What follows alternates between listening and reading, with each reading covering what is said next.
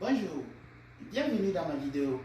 Moi c'est Abdul Karim Traoré, étudiant en deuxième année en électronique industrielle.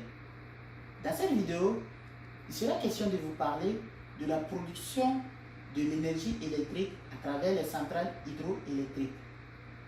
L'hydroélectricité est une énergie propre et renouvelable qui occupe une très grande place dans la production de l'électricité au Québec.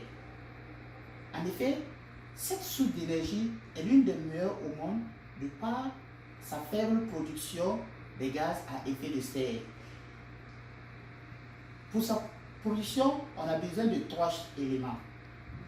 Des barrages pour créer des retenues d'eau, des turbines pour transformer l'énergie reçue par les coulées d'eau en énergie mécanique et les alternateurs qui transforment l'énergie mécanique en énergie électrique. D'abord, les barrages. Leur superficie peut aller jusqu'à 2835 km², soit près de 4000 fois la taille d'un terrain de football. Ils permettent de créer des retenues d'eau en les acheminant par des conduites forcées jusqu'aux turbines. Les turbines, quant à eux, ils prennent l'énergie reçue par les coulées d'eau et les transforment en énergie mécanique, comme la manière des hélices d'un ventilateur. Ils sont entraînés par les coulées d'eau. De par leur hauteur de chute d'eau, on peut avoir différents types de turbines. Les turbines Kaplan pour les basses chutes, dont le débit est assez élevé. Les turbines Francis pour les moyennes chutes et les turbines Pelton pour les hautes chutes. Ensuite vient l'alternateur. L'alternateur est un appareil formé de blocs de fil.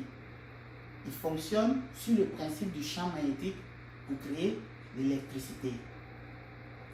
Ils convertissent l'énergie mécanique reçue par les turbines en énergie électrique, à peu près le même principe que le dynamo d'un vélo. Après sa production, les alternateurs fournissent de la tension qui peut aller jusqu'à 735 MV qui, une fois produite, sera surélevée par des transformateurs pour les injecter dans les réseaux afin de pouvoir les transporter sur de longues distances. Sans plus m'avancer sur ce domaine, je vais laisser mon collègue Maxime qui va vous parler de transport de l'énergie électrique et mon troisième collègue Iloine qui va vous parler de la distribution dans les domiciles. Donc pour résumer, pour la production de l'hydroélectricité, on a besoin des barrages pour les retenues d'eau et à travers des conduites forcées, nous acheminons l'eau jusqu'aux turbines qui, avec les coulées d'eau, transforment l'énergie de l'eau en énergie mécanique pour les alternateurs qui prennent l'énergie mécanique des turbines pour produire de l'électricité. Merci et bonne soirée à tous.